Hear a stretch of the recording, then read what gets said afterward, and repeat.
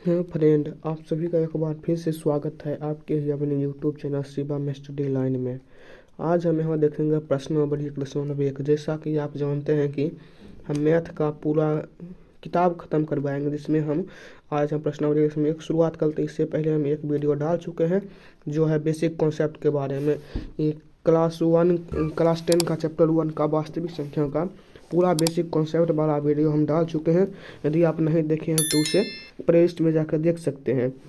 इस वीडियो में हम क्या देखेंगे, प्रश्न नंबर 1.1 का यह प्रश्न नंबर 1.1 है। इसका हम पूरा सॉल्यूशन देखेंगे, सभी क्वेश्चन का सॉल्यूशन एक ही वीडियो में, और पूरा आसान भाषा में बताएंगे, कोई डिफिकल्ट भाषा नहीं होगा। यदि आपको इसका पीडीएफ लेना है तो आप व्हाट्सएप ग्रुप में ज्वाइन हो जाइए और आप इस वीडियो को बिना स्किप किए हुए देखिएगा, क्योंकि इस वीडियो से आपके एग्जाम में 2 नंबर पक्का है। जो एससीएफ पूछा जाता है और भी बहुत क्वेश्चन पूछा जाता है जो आपके एग्जाम में 2 नंबर का पूछा जाता है, आप जरूर देखिएगा। और यदि आप यह वीडियो बिना स्किप हुए देखते हैं तो आपको यह 100% समझ में आएगा।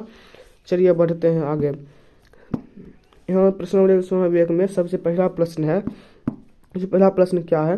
पहला प्रश्न, निम्नलिखित संख्याओं का सीएफ ज्ञात करने के लिए यूक्लिड विभाजन एल्गोरिथम का प्रयोग कीजिए। आप अगर किताब निकाल के देखेंगे तो यही प्रश्न नंबर 1 का पहला प्रश्न है कि निम्नलिखित संख्याओं जो नीचे लिखे गए 3 संख्या है उसका सीएफ ज्ञात करने के लिए यूक्लिड विभाजन प्रमेय का प्रयोग। यदि आप यूक्लिड विभाजन एल्गोरिथम नहीं जानते हैं तो आप हम कहें सबसे पहले बेसिक वाला वीडियो देख लीजिए, तभी आप समझिएगा इस वीडियो को, अन्यथा नहीं समझ पाइएगा। चलिए अब देखते हैं आगे। इसमें सबसे पहला संख्या दिया गया है 135 और 225 का।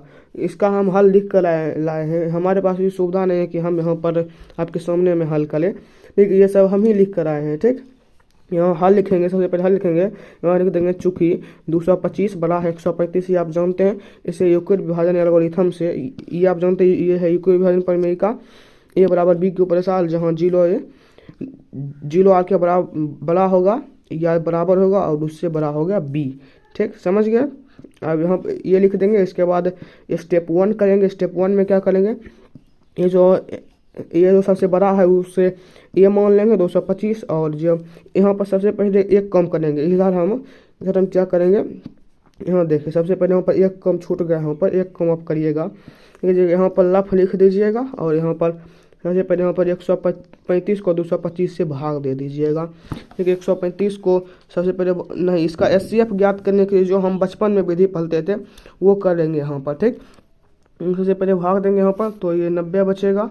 फिर 90 को 135 से भाग देंगे तो यहाँ पर एक बार में लगाएंगे 90 लगेगा। फिर इसके आगे करेंगे, ये नीचे कर लीजिएगा, ये यहाँ पर नहीं किया गया है, ठीक। फिर यहाँ पर जैसे किया गया यहाँ करिएगा, फिर यहाँ पर 90 कर दीजिएगा, ये कर जाएगा। इसे आप साइड में कर लीजिएगा, ठीक। यहाँ पर नहीं हुआ है, आप साइड में ऊपर कर दीजिएगा, ठीक है। स्टेप 1 करके क्या करेंगे, जहाँ पर जैसे आप जानते हैं कि यहाँ पर हम किए थे, यहाँ बगल में साइड कर लेंगे।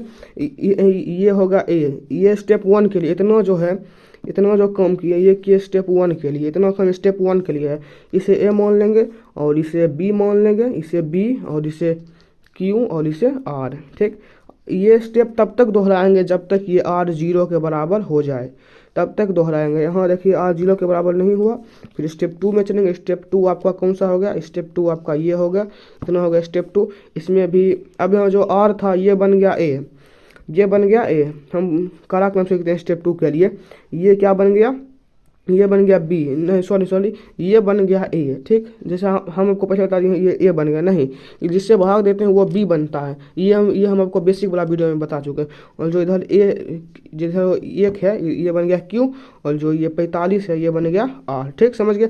यहाँ भी देखें कि आर 0 के बराबर नहीं है, तब तीसरा स्टेप में चलेंगे। तीसरा स्टेप में क्या करेंगे, फिर यहाँ जो आर था उसको बना लेंगे ए, ठीक। और जो इससे जिससे पहले ए था उसे बना लेंगे, जो इससे पहले बी था उसे बना लेंगे ए। जैसे यहाँ पर किए हम, यहाँ पर देखिए ये है स्टेप 3। स्टेप 3 में देखिए आर 0 के बराबर हो गया, तो आप यहीं तक छोड़ देंगे। यहाँ पर देखिए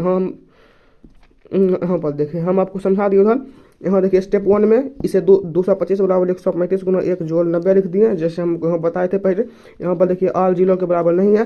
फिर स्टेप 2 करेंगे। फिर स्टेप 2 में 135, इधर जो बी है उसे ए बना लेंगे 135, और जो इधर आर है उसे बना लेंगे क्या, उसे बी बना लेंगे। यहाँ पर जो बी है उसे ए बना लेंगे, और जो आर है उसे बना लेंगे क्या, बी। यहाँ देखिए 90, और फिर इसे तो फिर यहाँ पर देखें कि भाग देखे तो ये ऐसा होता था और यहाँ पर भी आर 0 के बराबर नहीं है तो स्टेप 3 चलेंगे। स्टेप 3 में क्या करेंगे, यहाँ पर जो बी है उसे ए बना लेंगे, ए बराबर है, और यहाँ पर आर है उसे बी बना लेंगे। तो यहाँ पर देखिए आर 0 के बराबर हो गया। यही तो हमें करना था, आर 0 के बराबर नहीं होगा तब तक ये 5 स्टेप जाए चाहे 10 स्टेप जाए हमें करना पड़ेगा। ठीक, आर 0 के बराबर होगा तब यहाँ पर आपका आंसर निकाल। आंसर क्या होगा, आंसर जो आपका बी है वही आंसर हो जाएगा। लास्ट स्टेप में आपका बी आंसर हो जाएगा। यहाँ लिख देंगे चूंकि इसीलिए CF ऑफ 135 225 ये पूछता था बराबर 45 आपका आंसर निकलेगा। ठीक, समझ गए आप ये। यदि आप बेसिक कॉन्सेप्ट वाला वीडियो देखेंगे तो आप ये वीडियो को तुरंत समझ जाइएगा। इन सभी प्रश्नों को जो यहाँ पर प्रश्न 5 प्रश्न है इस प्रश्नावली में, अब इस 5 प्रश्नों को समझ जाएगा। समझ लीजिए सबसे पहले लिख देंगे कि कौन बड़ा है, ये बड़ा है, तब लगाएंगे यूक्लिड विभाजन पढ़ने का लिख देंगे। तब स्टेप 1 में करेंगे, यहाँ सबसे पहले यहाँ लफ लिख कर यहाँ वो कम कर दीजिएगा, जिस विधि से हम बचपन में स्टेप वो निकाल लीजिएगा। फिर यहाँ पर स्टेप 1 में ये कर लीजिएगा, ये जो ए है इसे यहाँ पर कर लीजिएगा, और फिर इसके बाद इधर जो बच जाएगा जब तक आर 0 बराबर नहीं होगा, जब तक आर 0 के बराबर होगा, आर को हमें 0 के बराबर करना है, ये जब तक नहीं होगा तब तक ये कम करते जाएंगे। देखिए हम स्टेप 3 में ये आर 0 के बराबर हो गया, तब यहाँ लिख देंगे CF ऑफ 135 225 बराबर 45। ठीक, कर दिया। अब इसका दूसरा नंबर है 196 और 38,220 ये है। यहाँ लिख देंगे चूंकि 38,220 इज मतलब 38,220 बड़ा है 196 से, जो बड़ा होता है उधर इसका चिन्ह होता है। तब यहाँ लिखेंगे यूक्लिड विभाजन एल्गोरिथम से, जैसे यहाँ लिख देते हैं ये बराबर BQ प्लस R, जहाँ क्या है, जहाँ ये हमको बताए थे, यहाँ पर जहाँ R जो है वो 0 से बड़ा होगा या बराबर होगा, और जो B होगा वो R से बड़ा होगा, और यहाँ पर B 0 के बराबर नहीं होगा। नहीं, बी अगर 0 के बराबर हो जाएगा तो ये पूरा खत्म हो जाएगा, तो ये समीकरण रहेगा ही नहीं। यहाँ पर भी सबसे पहले यहाँ लफ लिख कर ये कम कर लेंगे, 196 और 38,220 को हम भाग कर देंगे। इसका भाग करेंगे तो यहाँ पर एक बार में ही कट जाएगा। ये जब 195 बार में लगेगा तो ये पूरा कट जाएगा, 195 बार में अगर लगाएंगे तो ये पूरा कट जाएगा। यहाँ देखेंगे कि स्टेप 1 में ही हमारा यहाँ पर 0 चला आया। यहाँ देखिए स्टेप 1 में ये किए तो यहाँ पर इसे ए मान लिए, और ये B बन गया, और ये Q बन गया, और ये R बन गया। आप देखा कि स्टेप 1 में ही ये पूरा खत्म हो गया। तो हाँ, स्टेप 1 में लिख देंगे, जहाँ हो जाएगा वहीं लिख देंगे, इसलिए SCF ऑफ जो यहाँ पर B बचेगा वही इसका SCF होगा। ठीक, यहाँ पर SCF इसका क्या होगा 196 और यहाँ पर 45, यहाँ पर 196। ठीक, आप देखते हैं तीसरा नंबर प्रश्नावली नहीं, जो यहाँ पर है 867 और 225 यहाँ दिया गया। लिखेंगे हल लिखेंगे, चूंकि 867 बड़ा है 255 से, इसीलिए यूक्लिड विभाजन एल्गोरिथम से ये बराबर B के ऊपर साल यहाँ पर स्थिति भी लिख दीजिएगा तो अच्छा होगा, नहीं लिखेगा तो भी चलेगा। अब यहाँ पर स्टेप 1 में क्या करेंगे, यहाँ पर सबसे पहले भाग दे दीजिएगा, 225 को 867 से भाग देंगे तो यहाँ 3 बार में लगाएंगे। 3 बार में क्या होगा, 5 3 दूनी 6 1 7, और यहाँ 3 दूनी 6। ठीक, 3 दूनी 6 1 7। ठीक, अब इसे घटाएंगे तो क्या बचेगा 2, और यहाँ पर 9, और यहाँ पर नहीं, यहाँ गलती हो गया। हम देखिए 5 5 3 दूनी 6 1 7, 3 दूनी 6। ठीक है, यहाँ लगता है 5 में से जाएगा 2, और यहाँ पर 6 में 7 जाएगा तो यहाँ पर 9 होगा, और यहाँ पर 7 में 1 होगा, यहाँ 192 बचता है। ठीक, यहाँ पर लगता है यहाँ देखिए यहाँ पर 255 है, हम यहाँ पर 225 लिख रहे थे, सॉरी 255 से भाग देना पड़ेगा, हम 225 समझ रहे थे। ठीक, यहाँ पर 3 बार में देंगे, 5 पैसा 15 1 पैसा 1, 3 दूनी 6 1 7। यहाँ पर इसे कटाएंगे, इसे अथी करेंगे तो यहाँ 102 बचेगा शेष पर। अब 102, अब हमको अगला स्टेप करेंगे तो ये जो यहाँ पर ए था इसे ये यहाँ पर B था उसे A बना देंगे। ठीक, यहाँ पर कर देंगे, फिर यहाँ पर 2 बार में लगेगा 204 होगा, फिर यहाँ पर आप करेंगे तो यहाँ पर 51 बचेगा, और 51 को 102 में 2 बार में कट जाएगा। ठीक, अब यहाँ पर हम देख लेते हैं, उधर आप कर लीजिएगा, इतना हमें उम्मीद है। स्टेप 1 में क्या करेंगे, इसे ए बना देंगे, 867 बराबर 255 गुना 3 जोड़ 102। यहाँ पर देखें कि R 0 के बराबर नहीं है तो स्टेप 2 में चलेंगे। स्टेप 2 में क्या करेंगे, यहाँ जो B है उसे ए बना देंगे, और जो यहाँ पर R था उसे B बना देंगे। और हम स्टेप 2 में यहाँ पर जो किए थे, हमको बताए थे कि पहला हिसाब में बताए थे कि 102 गुना 2 जोड़ 1 नहीं 2 जोड़ 51। यहाँ पर भी देखें R 0 के बराबर नहीं है तो स्टेप 3 में चलेंगे। स्टेप 3 में क्या करेंगे, बी को ए बना लेंगे, ये जो बी है इसे ए बना लेंगे और यहाँ पर आर को बना लेंगे बी। ठीक, यहाँ पर कर दिए, यहाँ पर देखें कि आर 0 के बराबर हो गया, तब यहाँ जो यहाँ पर बी हुआ, यहाँ पर जो बी बचा है, ये जो बी है ये 51, यही इसका आंसर हो जाएगा। जो लास्ट स्टेप में बी बचेगा वही इसका आंसर हो जाएगा। हमेशा आशा है कि आपको अगर इस ढंग का कोई भी मिलेगा, कोई भी मतलब प्रश्न, कोई भी साम मिलेगा, जैसे आपको कहेगा कि कोई भी दो संख्या दे देगा, उसको ऐसे आप कहेगा यूक्लिड विभाजन से निकालने के, तो आप निकाल लीजिएगा। और ये आपके एग्जाम में 2 नंबर का पक्का पूछा ही जाता है, 2 नंबर का पक्का पूछेगा ही, ये हर साल देखा जाता है, इस बार भी पूछेगा। चलिए बढ़ते हैं प्रश्न संख्या 2 में। प्रश्न संख्या 1 में क्या था, एचसीएफ निकालने के लिए निकालिए। प्रश्न संख्या 2 में क्या था, एचसीएफ निकालने के लिए दर्शाइए कि कोई भी धनात्मक विषम पूर्णांक 6q+1 या 6q+5 के रूप का होता है, जहाँ q एक पूर्णांक है। कहता है कि दर्शाइए कि कोई भी धनात्मक जो विषम पूर्णांक होगा, कोई भी धनात्मक विषम पूर्णांक, कोई भी, जैसे हम ले लेते हैं धनात्मक विषम पूर्णांक 13 ले लेते हैं, ये जो होगा ये 6q+1 या 6q+5 के रूप में।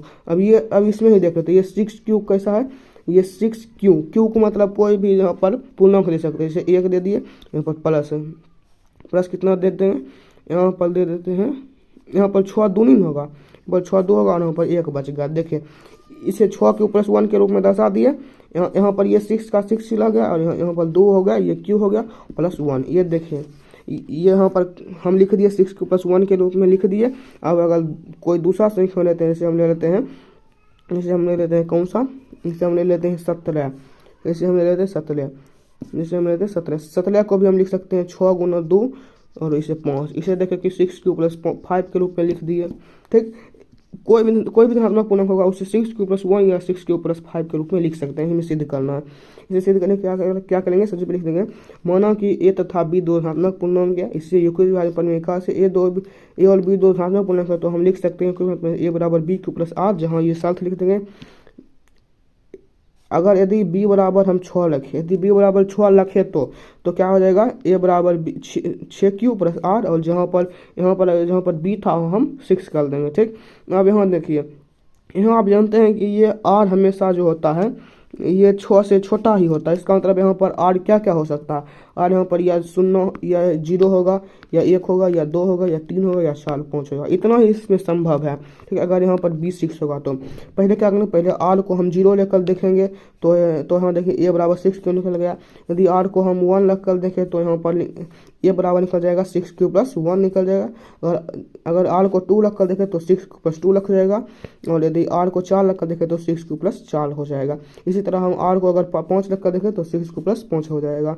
अब यहाँ पर देखिए, यहाँ पर समझने वाला एक बात है कि आप जानते हैं कि जिस संख्या में कोई सम संख्या जुड़ जाता है तो वो सम संख्या बन, जैसे यहाँ पर देखिए ये बन गया सम संख्या, ये हो गया सम संख्या, और ये भी हो गया सम संख्या। यहाँ पर लगता है r बराबर 3 नहीं लिया गया, तो r बराबर आप 3 भी ले लीजिएगा, 6q+3 हो जाएगा। ठीक, अब यहाँ पर आगे देखिए 6q+5, ये भी हो गया कौन सा पूर्णांक, ये भी होगा विषम पूर्णांक। यहाँ आप देखेंगे इसलिए हम लिख दिया कि इसमें 6q या 6q है, क्योंकि इसके साथ हम 0 जोड़ सकते हैं और ये भी सम पूर्णांक बन जाएगा। यहाँ लिख देंगे, यहाँ 6q+2 और 6q+4 धनात्मक सम पूर्णांक है, और अगर सम पूर्णांक है तो आप जानते हैं कोई भी धनात्मक पूर्णांक सम या विषम होता है, इसीलिए यहाँ पर 6q+1 6q+3 और 6q+5 धनात्मक विषम पूर्णांक हो जाएगा। ठीक, धनात्मक विषम पूर्णांक हो जाएगा, इसीलिए हम लिख देंगे, अतः कोई भी धनात्मक विषम पूर्णांक 6q+1 या 6q+3 या 6q+5 के रूप का होता है। यहाँ में क्वेश्चन लगता है गलती उतारा गया, हाँ देखिए यहाँ पर क्वेश्चन लिखा गया है 6q+1 6q+3 और 6q+5, यह क्वेश्चन है गलती उतारा गया, आप क्वेश्चन को जरा ठीक करिएगा, अगला बार से हम ध्यान देंगे। यहाँ लिखाएगा 6q+3 भी लिखाएगा, यहाँ लिखाएगा 6q+3 भी लिखाएगा, हाँ नहीं लिखा गया है, आप देख लीजिएगा, इसके लिए हम माफ़ी चाहते हैं आपसे, अगला बार ध्यान देंगे। ठीक, यहाँ पर 6 क्यू प्लस, यहाँ आप देख लें इसे हम सिद्ध कैसे करेंगे। सबसे पहले यूक्लिड विभाजन परिमेय लगाएंगे, उसके बाद बी को जो कहेगा यहाँ पर वो रखकर देख लेंगे, और यहाँ पर आ जो संभव होगा वो उसमें लगकर सभी यूक्लिड विभाजन जिसमें कहेगा वो सब निकाल लेंगे, और जिसमें सम पूर्णांक लगा, जिसमें सम लगा होगा उसमें वह सभी जो संख्या वो धनात्मक सम पूर्णांक हो जाएगा, और जो बचेगा वह हो जाएगा विषम धनात्मक पूर्णांक। अतः हम लिख सकते हैं अदा कोई धनात्मक विषम पूर्णांक 6q+1, 6q+3 और 6q+5 के रूप का ही होता है। ठीक, इतना हम लिख दिए। इसका मतलब हम दो हिसाब बना दिए, 1 और 2, एक भी समझ गए, 2 भी समझ। 2 में हमें सिद्ध करना था कि दर्शाइए कि कोई भी धनात्मक विषम पूर्णांक 6q+1, 6q+3 या 6q+5 के रूप का होता है, जहाँ q कोई पूर्णांक है। अब यहाँ पर हम सिद्ध कर लिए ये। अब इसे कैसे सिद्ध किया आप इसे समझ गए। 3 नंबर प्रश्न है, ये देखने में बड़ा है लेकिन इसका आंसर बहुत छोटा है, इसे हम तुरंत बना देंगे। ये लिखा गया किसी परेड में 616 सदस्यों वाली एक सेना की टुकड़ी को 32 सदस्यों वाले एक आर्मी बैंड के पीछे मार्च करना है। अब देखते हैं कि अगर कोई मतलब जैसे 26 जनवरी होगा, 15 अगस्त होगा, इसमें हम प्रश्न में दिया गया कि परेड है, उस एक कोई टीम है, उसमें 616 आर्मी है। ठीक, और उसे 32 सदस्यों वाले एक बैंड के पीछे मार्च करना है। मतलब 32 सदस्य है उसमें जो उसके पीछे उसे मार्च करना है। ठीक, दोनों समूह को समान संख्याओं वाले स्तंभों में मार्च करना। जो दोनों समूह शब्द लिखा है, ये दोनों समूह को समान मतलब एक समान संख्याओं वाले स्तंभ जो है उसमें मार्च करना है। मतलब कोई नहीं अलग होना चाहिए, असमान समान होना चाहिए। उन स्तंभों की अधिकतम संख्या ज्ञात कीजिए जिसमें वे मार्च कर सकते हैं। यहाँ पर मतलब समान रहना चाहिए। ठीक, तो क्या लिखेंगे, दिया है परेड में कुल सदस्यों की संख्या 616, आर्मी बैंड के पीछे मार्च करने वाले सदस्यों की संख्या 32। प्रश्न में दिया गया तब लिखेंगे इसीलिए स्तंभों की अधिकतम संख्या बराबर एचसीएफ निकाल देंगे इन दोनों का। ठीक, लिख देंगे वही जैसे हम निकालते थे पहला प्रश्न में, उसी तरह निकालेंगे। चूंकि 616 बड़ा है 32 से यूक्लिड एल्गोरिथम से ए बराबर BQ+R। यहाँ पर भी आप साइड में निकाल लीजिएगा, यहाँ पर 32 और 616 का निकाल लीजिएगा। हम यहाँ सबसे पहले कितना लगाएंगे, सबसे पहले हम लगाएंगे इससे एक बार में ही लग जाएगा, 1 से नहीं, यहाँ लग जाएगा 19 से लगेगा। 19 से लगाएंगे तो कितना बार में लगेगा, 32 को 19 से गुना कीजिएगा, 28 और 32 का यहाँ पर 32 ही हो जाएगा। हाँ, 32 से 32 8 और 8 10 गुना 608 हो जाएगा यहाँ पर। अब इतना तब यहाँ पर 8 बच जाएगा शेष। ठीक, हाँ आप कर लीजिएगा, 8 शेष बच गया। फिर यहाँ 32 रखेंगे, फिर 4 बार में 32 होगा। इसका मतलब यहाँ पर ये हम आपको पहला में बताए थे, पहला में कैसे निकालना है। यहाँ पर सबसे पहले भाग देकर निकाल लेंगे। ये हो गया स्थिति, ये हो गया स्टेप 1 के लिए, और दूसरा ये हो गया स्टेप 2 के लिए। ठीक, समझ गए। ये हम आपको बताए थे, ये स्टेप 2 के लिए और ये स्टेप 1 के लिए। ठीक, समझ गए। अब यहाँ पर देखते हैं। ठीक, यहाँ पर ए बराबर BQ+R, ये आप साइड में लिख, यहाँ पर लिख कर यहाँ नीचे निकाल लीजिएगा। स्टेप 1 में 616 बराबर लिख देंगे 32 गुना 19 + 8। यहाँ देखिए R 0 के बराबर नहीं है, तो स्टेप 2 में B को A बना देंगे और जो R है उसे B बना देंगे। यहाँ देखिए R 0 के बराबर हो गया। यहाँ पर 32 को किस तरह लिखेंगे, 8 × 4 + 1। यहाँ R 0 के बराबर हो गया, इसलिए लिख देंगे ये जो B होगा यही हमारा स्टेप होगा। इसका मतलब 8। अतः लिख देंगे, आसानी से लिख देंगे, अतः स्तंभों की अधिकतम संख्या बराबर 8। ये इसका आंसर हो जाएगा। ठीक, अब ये प्रश्न संख्या 3 तक हम समझ लिए। अब प्रश्न संख्या 4 को समझते हैं। 4 में क्या लिखा गया है इसे देखते हैं। 4 में लिखा गया ये भी सिद्ध करने के लिए भी है, यूक्लिड विभाजन परिमेयिका का प्रयोग करके दर्शाइए कि किसी धनात्मक पूर्णांक का वर्ग, कोई भी धनात्मक पूर्णांक का वर्ग, वहाँ क्या था, वहाँ सिर्फ धनात्मक पूर्णांक दिया था। यहाँ पर कोई भी धनात्मक पूर्णांक का वर्ग किसी पूर्णांक m के लिए 3m या 3m+1 के रूप का होता है। ये देखते हैं प्रश्न सही है क्या गलत है, नहीं तो ये भी नहीं है। ठीक है, ठीक, ये ठीक है, ये प्रश्न ठीक है। यहाँ लिखा गया कि कोई भी जो संख्या होगा, कोई भी धनात्मक पूर्णांक उसका वर्ग 3m के रूप में होगा या 3m+1 के रूप का ही होगा। यहाँ वर्ग दिया गया है। ठीक, अब 5 नंबर प्रश्न में घन दिया गया है, ठीक, उसे भी देख लेंगे। सबसे पहले यहाँ देखते हैं, यहाँ भी वही काम करेंगे। माना कि ए तथा बी दो धनात्मक पूर्णांक है, ये श्री यूक्लिड विभाजन परिमेयिका से या एल्गोरिथम से ए बराबर BQ+R। ठीक, यदि b बराबर 3 रखेंगे, यहाँ कहता है 3m के लिए 3m या 3m1 प्लस रखने के लिए यहाँ पर 3 है। जो सिद्ध करने के लिए कहेगा वही यहाँ पर रखेंगे, 3 रखेंगे। यहाँ लिख देंगे इसलिए ए बराबर 3Q+R, जहाँ 0 R से बड़ा होगा या बराबर होगा, और जो ये 3 होगा ये r से हमेशा छोटा ही रहेगा। ठीक, इसीलिए यहाँ पर r बराबर 0, 1 या 2 ही संभव होगा, क्योंकि आप जानते हैं कि ये 3 से हमेशा r छोटा ही रहता है 20 से, इसीलिए यहाँ पर r बराबर इतना ही संभव है। तब यहाँ पर जैसे उसमें कर देते प्रश्न संख्या 2 में किए थे, उसी तरह यहाँ जब r बराबर 0 होगा तो a बराबर 3q प्लस 0, जिसका मतलब 3q, और जब r बराबर 1 होगा तो a बराबर 3q प्लस 1, और जब r बराबर 2 होगा तो 3q प्लस 2 हो जाएगा। अब क्या कहता है, सभी का वर्ग कहता है कि किसी धातु पूर्णांक का वर्ग, तब हम भी यहाँ पर वर्ग कर देंगे 3q का वर्ग करेंगे तो 9q²। अब इसे कहता है 3m के रूप में व्यक्त करें, अर्थात यहाँ पर m ही रहना चाहिए। 3 बाहर यहाँ पर हम कर देंगे 3 कॉमन ले लेंगे तो 3q² यहाँ पर 3m हो जाएगा, और m बराबर जहाँ लिख देंगे जहाँ m बराबर ये, क्योंकि m के बदला ये लिखें तो ये लिख देंगे।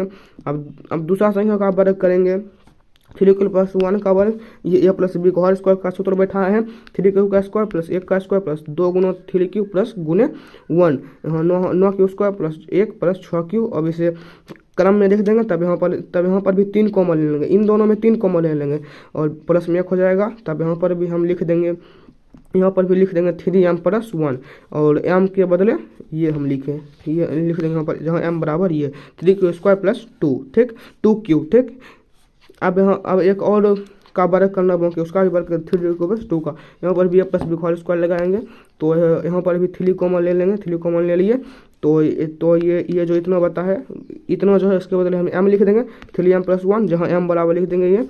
आप देखें कि यहाँ पर अगर हम सभी संख्या का वर्ग किए तो यहाँ पर 2 ही चीज़ प्राप्त हुआ, या 3m प्लस प्राप्त हुआ या 3m प्लस 1 प्राप्त हुआ। यहाँ पे देखिए 3m प्लस 1 ही प्राप्त हुआ, या 3m प्राप्त होगा या 3m प्लस 1 प्राप्त होगा, जिसका मतलब हम यहाँ पर देख सकते हैं कि कोई भी धनात्मक पूर्णांक का वर्ग करेंगे किसी पूर्णांक m के लिए तो 3m या 3m प्लस 1 का ही रूप का होता है।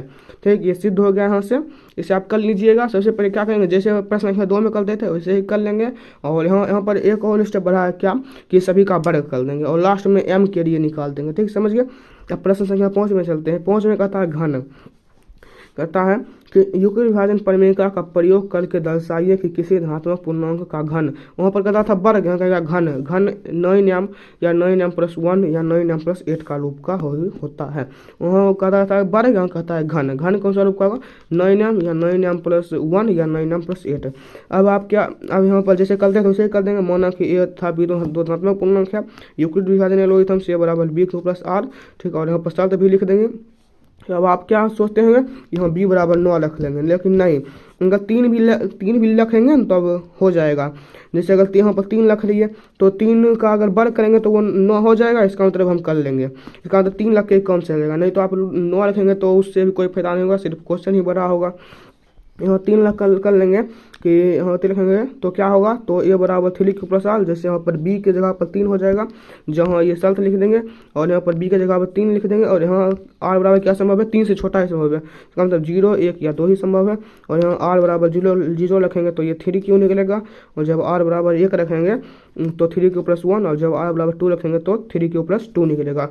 अब क्या करेंगे, जैसे उसमें कर देते सभी में सेम ही करेंगे, सिर्फ इसमें घन कर देंगे, सिर्फ आपको फार्मूला पता होना चाहिए, सिर्फ घन कर देंगे।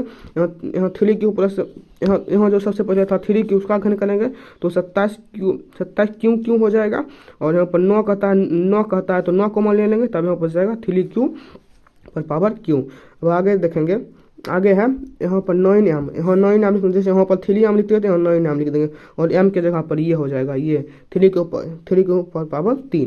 तो यहाँ लिख देंगे जहाँ m बराबर 3q पर पावर 3।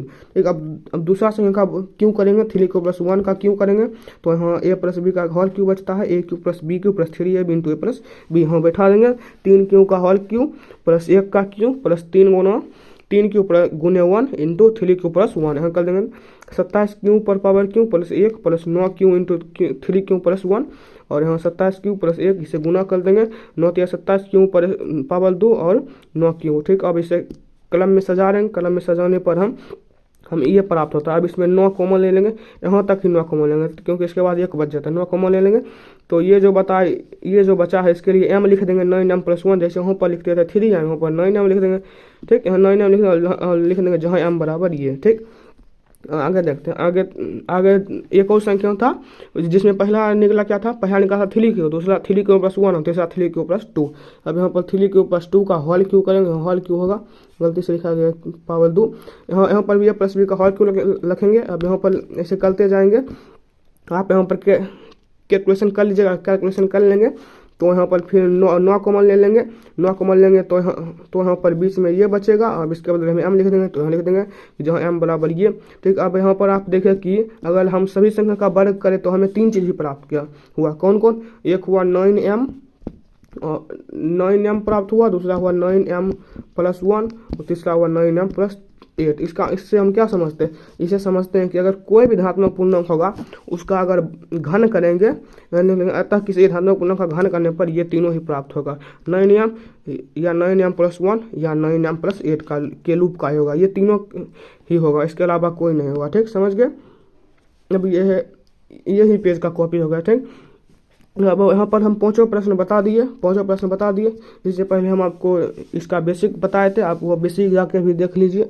अब इसके बाद प्रश्न नंबर 1.2 का वीडियो आएंगे। यदि आप ये सभी प्रश्न को नहीं समझें तो 1-2 बार और इसे देख लीजिएगा, क्योंकि आपको हो सकता है नहीं समझ आए, क्योंकि आप बेसिक कॉन्सेप्ट वाला वीडियो नहीं देखे होंगे। ठीक, यदि आपको ये वीडियो अच्छा लगा हो तो इसे लाइक कीजिएगा और अपने दोस्तों को भी ज़रूर शेयर कीजिएगा और हमारे चैनल को ज़रूर सब्सक्राइब कीजिएगा, क्योंकि आपके सपोर्ट का भी बहुत ज़रूरी है, क्योंकि हम आपके लिए कुछ अच्छा कर सकें। ठीक, चलिए मिलते हैं हम आपसे प्रश्न नंबर 2 में। तब तक धन्यवाद।